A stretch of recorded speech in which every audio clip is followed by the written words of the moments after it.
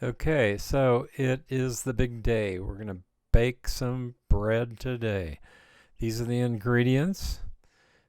You'll notice on the left there is that's whole wheat flour. That's water about 80 to 85 degrees. That's the leaven we made last night. And these are the flours I'm going to use. I like to use a little dark rye flour, not much, but just a little bit. And then, of course, we're going to need some bread flour. I like King Arthur. They make good products, and so I kind of stick with them. And, of course, salt. With no salt, you have no flavor. So we'll also have these two bowls, and I'm going to show you here what we're going to do with those two bowls. The smaller bowl is I'm placing it on the scale, obviously, and what I'm going to do is start with, I use 50 grams of rye flour, and the whole recipe is going to take 1,000 grams of flour, so we'll just measure them up right here. So first the 50 grams of rye flour, then the whole wheat flour. This is 100% stone ground whole wheat flour. Since I'm going to put 100 grams of that, total will be then 150 grams. Okay, and then the last part is the white bread flour, and I'm just simply going to pour enough flour in there until it reaches 1,000 grams. And that'll be our recipe. Our recipe is based on 1,000 grams of flour. This is some kind of baker thing you do, and it also determines how much water you'll be putting in. Next thing I do is just simply mix all those flours together so they're going to be completely mixed up and ready to go. And remember, 1,000 grams of flour right there in that bowl. I don't have to think about it anymore. I know exactly how much I've got. Then the next phase is just simply we're going to start putting some ingredients together. Okay, so now the larger bowl, I've obviously placed that on the scale, and I'm going to start by putting the water in. And remember, this is a 75% hydration of 1,000 grams of flour, 750 milliliters of water.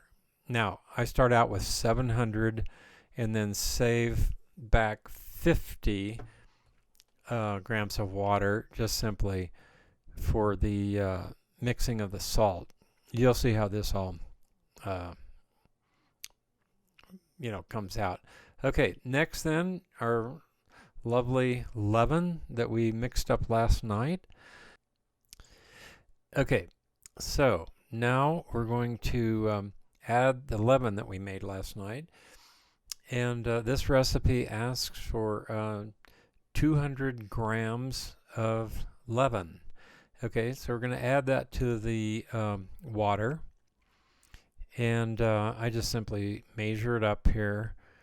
Keep adding bits and pieces until you get the 200 grams. You know, it's not 100% critical.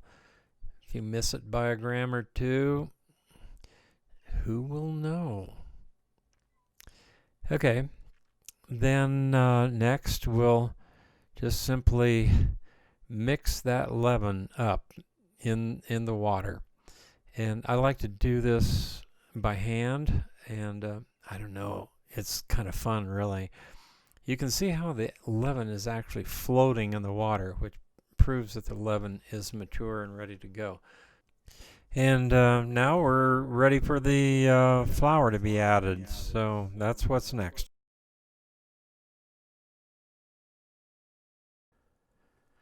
Okay, so now we're going to add the flour to the water and the leaven. And of course it's easy. We know the exact amount is in that bowl, so we just dump it in. And of course, I personally like to mix it up with my hands. And of course, our guru, Chad Robertson, who really informed all of these videos, he likes to do that too. So, after a bit here, you get it pretty well all mixed up. And of course, you're going to be left with some of this stuck to your hand. So I always simply go over to the sink and moisten my hand and take this stuff off of your fingers as much as you can. You'll lose a little bit, but not much. Okay, next we're going to cover it up and let it, what the French call autolyse. I think the British say autolyse. Then, after it's gone through that, just letting it rest for about 20 minutes, half hour. Sometimes I'll do it for an hour. Then we add the salt. So here I'm going to add the other 50 grams of water. Oh, okay, I'm a perfectionist. Anyway, so also this is, I think, kind of a French thing.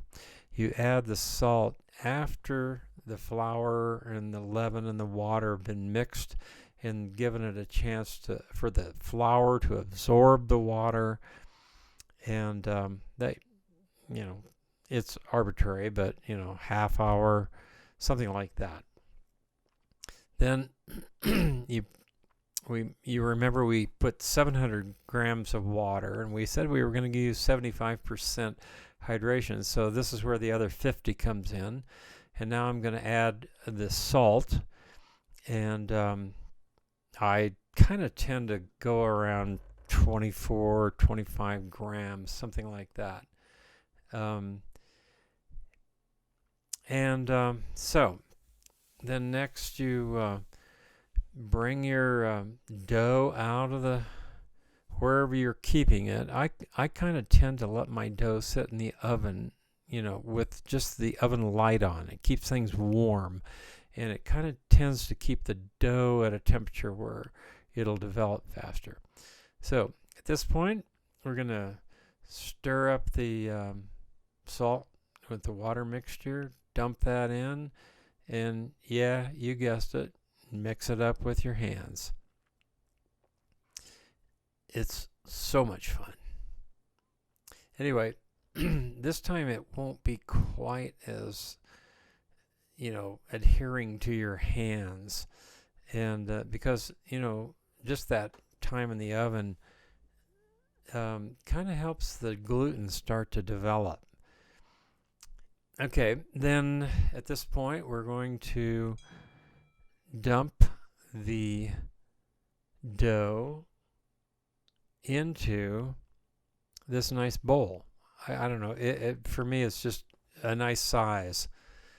And at this point then we're going to simply kind of start the so-called folding process, where we're going to fold the dough a little bit. You don't really knead the dough. I mean, this is as close to kneading as you'll get.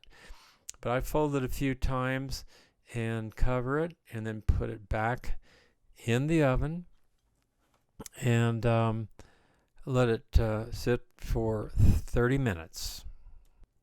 So now we're going to start or if you will, continue the folding process. The first 30 minutes is passed after I folded it just a little bit, after everything was mixed. Now we're going to do a fold. So this, you just wet your hands, slide them down the side of the bowl underneath the dough. Do this about 3, maybe 4 times. Lift it up, stretch it a bit, and then fold it over. See, it's starting to get tight. You can see actually the gluten action starting to develop a little bit, and but now we're going to put it back in the oven and cover it, have it for another 30 minutes. Okay, so now I'm going to turn it over again. First put my hands over here, shake off the excess, and then again reach down the side gently, and then just gently lift it up. Stretch it a little bit, but don't overdo it.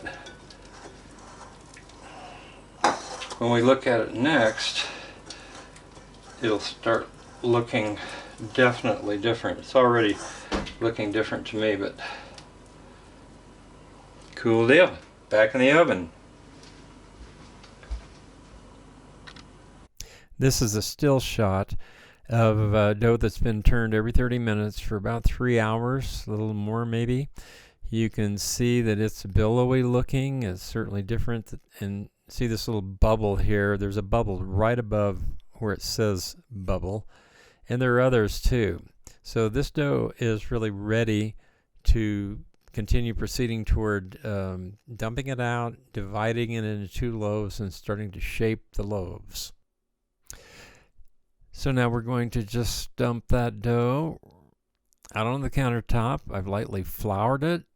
Now, I like to hold the bowl up and almost let the dough start to come out, and let the weight of the dough also kind of pull and draw itself out of the bowl. And of course, as you can see, I'm using this spatula to kind of help it along.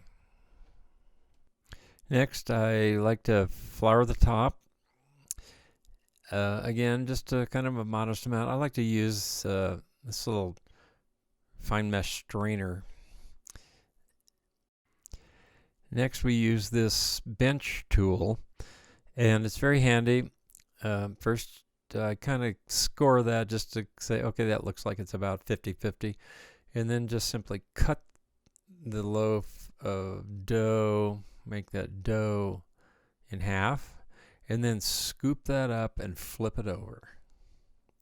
It's kind of sticky, so you have to be confident. Do it in a nice, quick move. Okay, now we're going to start the initial shaping of the loaf. So I just floured my hands there, and then we'll just start folding over the dough on itself. And you can see that now I just kind of flipped it over. You could use the bench knife to do that, but anyway, the top now, that is going to be the crust of your loaf. So it's okay to go ahead and flour this a little bit more, because you don't want to tear it, or you don't want to have your hands stick and then tear the dough there on the top, that sort of gluten net, if you will. And just try to use these little deft strokes to kind of tighten things up. This is where you really get the loaf tightened up, where it'll bake better and form a nice crust, and also a nice crumb inside. So again, here you can see I'm just kind of dusting this up a little bit more, because that is kind of a crucial part of the loaf, right? That top part that's showing right now. So you can see that these loaves now are more round, if you will. So that's a good sign. That's showing that gluten net, which is going to be the top of the loaf, the crust, has been drawn and tightened up around those loaves. Now we're going to cover the loaves, and we're going to let them rest for about 20 minutes. And then the next step will be the final shaping. The final shaping video hasn't been done yet, but it's coming. So be patient.